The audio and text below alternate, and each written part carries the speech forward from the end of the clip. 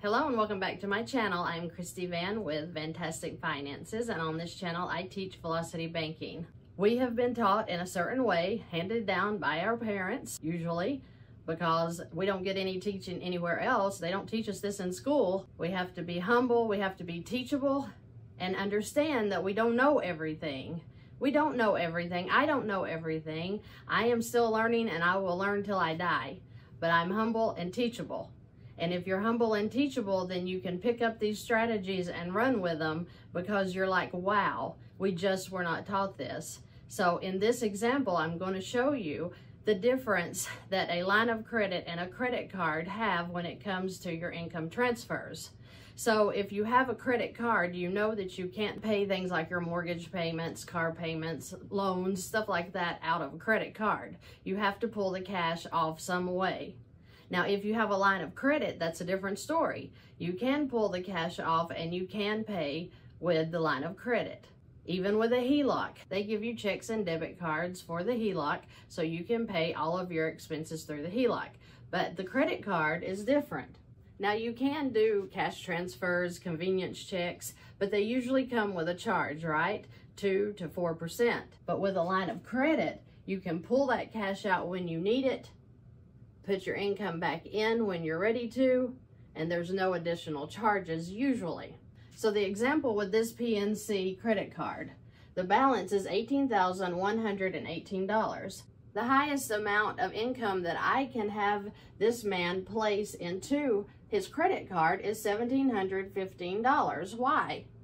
Well, because his living expenses at $929 and his cash flow at $362 is all that you can put into this card. Now, $929 and $362 does not equal $1,750, but the card payment at $424 has now been added to the cash flow because when we did that transfer, that knocks the payment out. Remember, we've talked about that several times. That just satisfies the payment.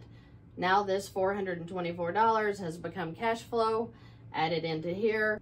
With his living expenses, $1,715 brings his balance down to $16,403. Now let's look at the line of credit. The line of credit will take all of the debt, right? So we can take his whole income of $5,180, put it into the $18,118 balance, which brings that balance down to $12,938. Now the difference is the interest charge, because if you figure the interest, and this is figured at 28%, if you take your high and your low balances, divide it by 2, then take it times the 28%, you will get $13.24 per day that he will be paying in interest. The bank will charge the interest based on the average daily balance. So remember, to get the interest charge, you're going to take your balance. This one I took 18,118 plus 16,403. You have 34,521. Divide that now by 2. That equals 17,260.50. As his living expenses start coming back out through the month, that's going to change every day, right? So we don't know the exact of what the actual average daily balance is going to be that the bank will charge the interest upon. But we can average it ourselves and get a really close idea. So after you've added the high and the low balance, get your total, divide that by 2, take that times your percentage rate, which on this one is 28%. That equals 48,32.94. Now, is that what he's going to be charged for the month? Absolutely not. You have to divide that by 365 days, which totals 1324. So he is going to pay 1324 a day in interest. Then if you want it for the month, take that times 30 days, and then that's where you get this $397.20. You do the same thing for the line of credit. Whereas on the line of credit, because it has a lower balance from where we were able to put all of his income in, he will only pay $11.91 per day, which is $357.30 per month in interest. That is the point.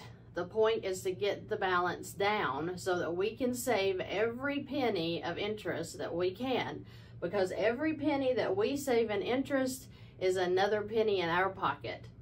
We don't want to give our wealth away to the banks. We want to put the wealth in our pockets.